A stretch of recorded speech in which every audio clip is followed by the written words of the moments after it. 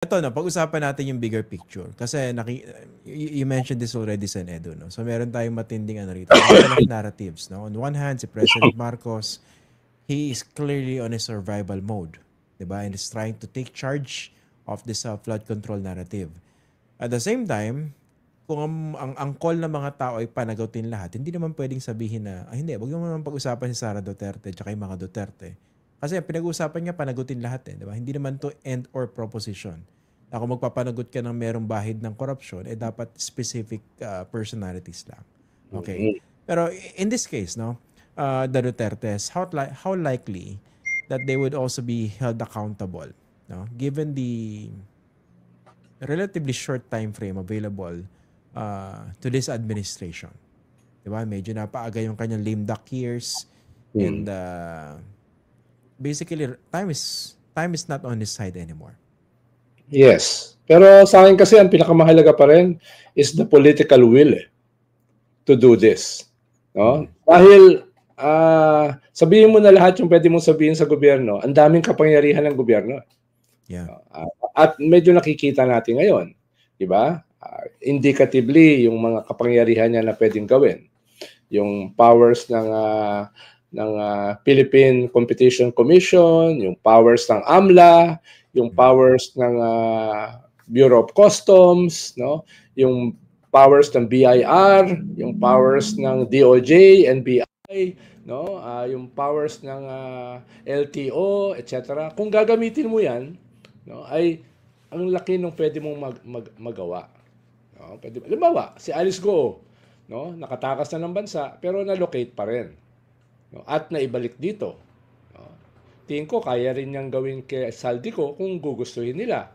Yung ginawa kay Congressman Tebes, wala rin tayong extradition sa East Timor pero nagawa ng paraan. Ibig sabihin, yung nandyan yung capacity no?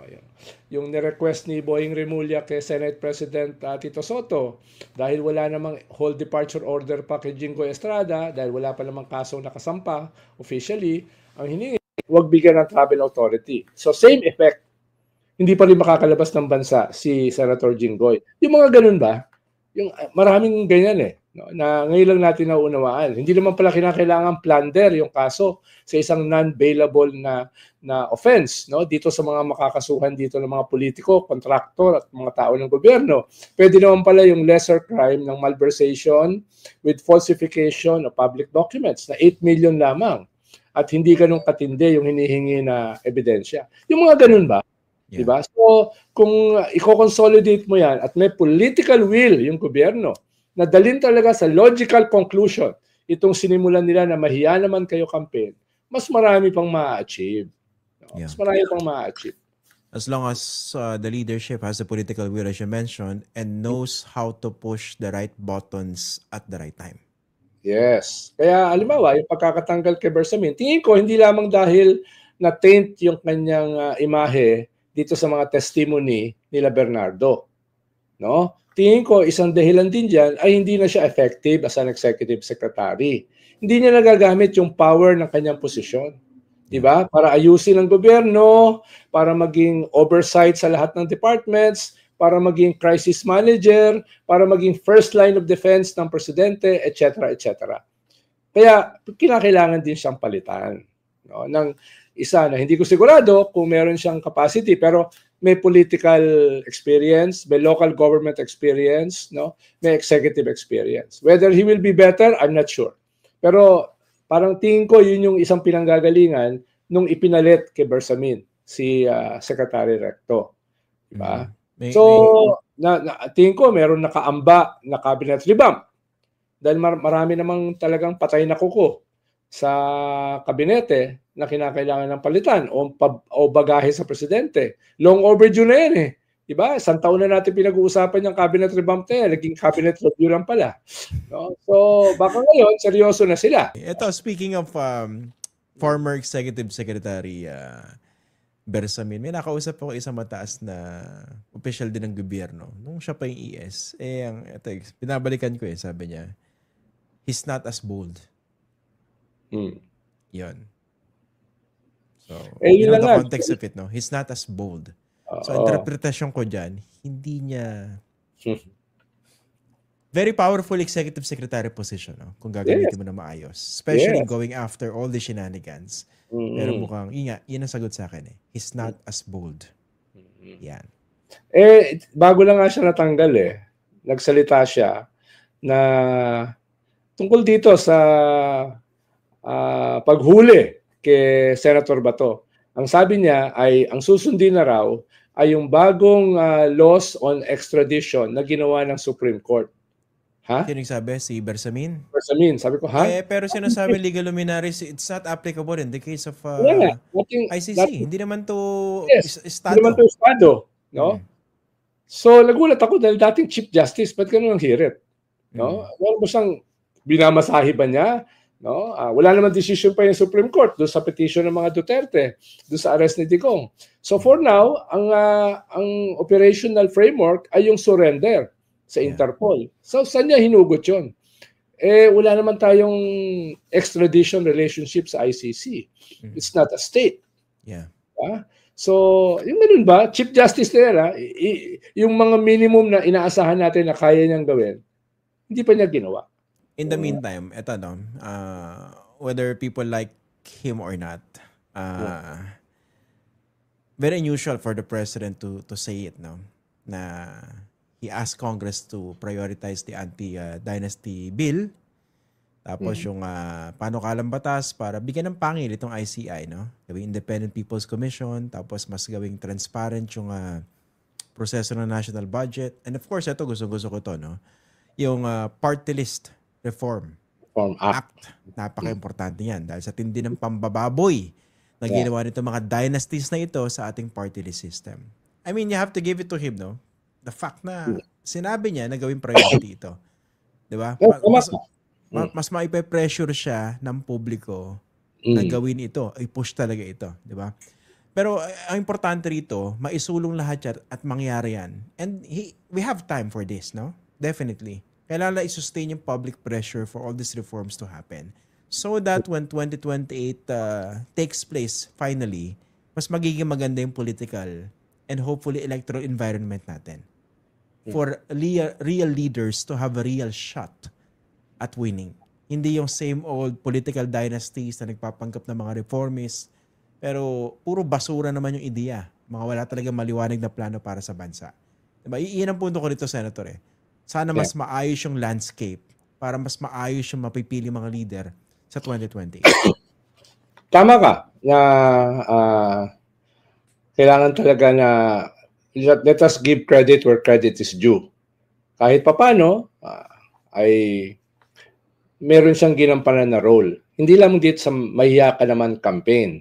Hindi lamang dito sa paglabas ng 15 contractors at yung database ng isumbong mo sa Pangulo. Kung hindi, itong mga policy reforms na matagal na naming hinihingi.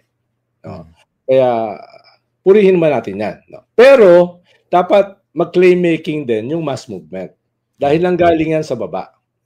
Kung hindi ginawa yan ng mass movement, kung hindi nilunsad itong trillion peso movement, baka hindi ganun kadali na yan ay tangkilikin ng gobyerno ng presidente. So, i-claim din yan. Bibingka. Yung presidente nagbibigay ng init sa taas, tapos tayo, yung mga mamamayan, nagbibigay ng init sa ilalim. Halimbawa, yung anti-dynasty law, ang labanan kasi dyan yung detalye. The devil is in the details. No, yung labanan dyan. Sinasabi ng iba, magsimula tayo sa compromises. Huwag tayo dun magsimula. No, magsimula tayo, ano ba yung ideal? Yeah. Tapos, dun tayo magtalo-talo. Diba? Sinasabi kasi nila, kailangan magsimula tayo sa compromise dahil maraming mga politiko, hindi naman sila kayang i-pressure. Bakit? Dahil karamihan sa kanila walang kalaban. Katulad ng last election. Yeah. More than 2/3, almost 80% walang kalaban. So hindi yan mape-pressure sa baba. Pero pwede yang ma-pressure sa taas. So yung iba mape-pressure sa baba, yung iba mape-pressure sa taas. Yung combination na yan, pag kahit wala silang coordination, can have a very positive effect dito sa mga reforms na gusto natin. Inga. Yun lang sinasabi. na hindi pwedeng puro baba lang, tagal na natin ginagawa yan, kailangan meron din pressure sa taas. Hindi rin pwedeng pressure sa taas, kung hindi, baka puro compromises naman na mangyari. Tama. Kailangan may pressure din sa baba.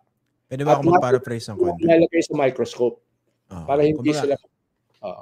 Kumbaga, Senator, hindi naman kailangan puro bottom lang. Dapat top and bottom. Yes. Kaya, yun yung ginagawa natin ngayon. Pero, ayun nga, yung labanan, nagsisimula pa lang. Ano ba? Sinasabi ng iba, yung anti-dynasty will be horizontal at saka vertical. Diba? Horizontal, bawal yung isang pamilya sa isang probinsya. No? Pero pwede sila vertical. Pwedeng may senador, pwedeng may governor, pwedeng may ganon. Sinasabi natin, teka, kasama sa binabanatan natin sa anti-dynasty ay yung succession. Di ba? Pagtapos na yung term nung asawa, papalit yung asawa o yung anak. Di yung window na yon hindi mo sinarhan. So baka pwedeng pag-usapan yan, pagdebatihan. Ikalawa, imbis na yung vertical o yung horizontal ay probinsya, pwede bang regional? Dahil yung ibang mga dynasty, hindi tatakbo sa probinsyang ito, tatakbo sa kabilang probinsya. Di ba? Katulad halimbawa ng mga ampatuan dati. So, baka pwede regional para hindi sila tumakbo sa ibang probinsya kung bawal sila sa isang probinsya. Yung mga ganun ba, yan yung mga detalye na pwedeng pagtalunan. Pwedeng idagdag dyan sa 4 na priority bills na yan, yung land use. Yeah. Ano kaya matindi ang baha? Wala tayong land use law. Yeah. Itong mga real estate brokers kung saan-saan nagtatayo ng kanilang mga subdivision, watersheds, river basins, etc. So, kailangan natin dagdagan yan. Ika-6, energy. No? Nag-unite ang ECOP, ang PCCI, ang labor na tanggalin yung excise tax sa energy, sa petroleum, yung IBAT, para bumaba yung presyo allegedly ng kuryente para sa lahat. Hindi lang sa mga karaniwang tao, kundi pati sa negosyo. Saan mo kukunin yung mawawalang revenues? Di sa corruption, no? Tatanggalin mo yung corruption, may added revenues ka at saka effective tax collection. Tama. So, hindi ibig sabihin na mawawalan ka Aayusin mo yung iba. So, yung mga ganun ba, baka pwedeng idagdag yan, ihabol as priority bills. Tama. Ayusin lang yung pagbabalangkas sa national budget. Sisiguraduhin na wala yung pangungumisyon itong mga walang hiyang kongresista at ilang mga senador, hindi mananakaw yung pondo para mailalaan doon sa pondo mawawala para mapababa naman yung presyo ng kuryente. Dahil sobrang mahal, no? Kung ikaw ba naman investor, pupunta ka ba sa Pilipinas, napakamahal, hindi pa. Correct. Maganda yan. Tsaka yung speaking of land use, no? Ilang taon na bang pinag-uusapan yan? More than 20 years na yan, no? Hindi pa rin pumapasa. Simula pa rin ng akbayan, pinopose na namin yan. Okay. Kung ito pag-uusapan natin ngayon, kasi ito yung window of opportunity, kasi yung mga ilan sa mga pumipigil niyan, they are also at their most vulnerable. Relatively. Yes. So mas magandang isulong ngayon yan. Dahil yung mga humaharang, hindi ganun kalakas. Dahil sila mismo, to borrow your term, kinakanto ng Marcos administration. So bakit hindi pa i-push? So siya rin ang ombudsman. Oo. Iniimbestigahan, grabe naman. No? Oo. Kaya nga yung value nila bumaba by more than half. Oo. Tapos medyo namili ako recently ng house tools Parang walang laman Medyo nalungkot ako Oo. Ayan yan. Sana nga gawin lahat yan. Dagdagan yung mga priority measures. No? Tapos ito talaga gusto ko ayusin itong party list reform. Dapat magkaroon ng party list reform. Dahil yung party list group, naging major power block dyan sa House of Representatives. Diba? Iniisip na iba, mahirap nang galawin yan kasi imagine mo, at one point, yung pinakamayaman ng membro ng Kongreso, party list representative. Nasa block, until din na impluensya nila. Pero ngayon nga, ito yung weakness that provides a lot of opportunity for all these reforms, 'di ba? yung mga kongresista, mga political dynasties, nasa defensive yung mga yan So i-push ngayon ito para ipasa, hindi ba?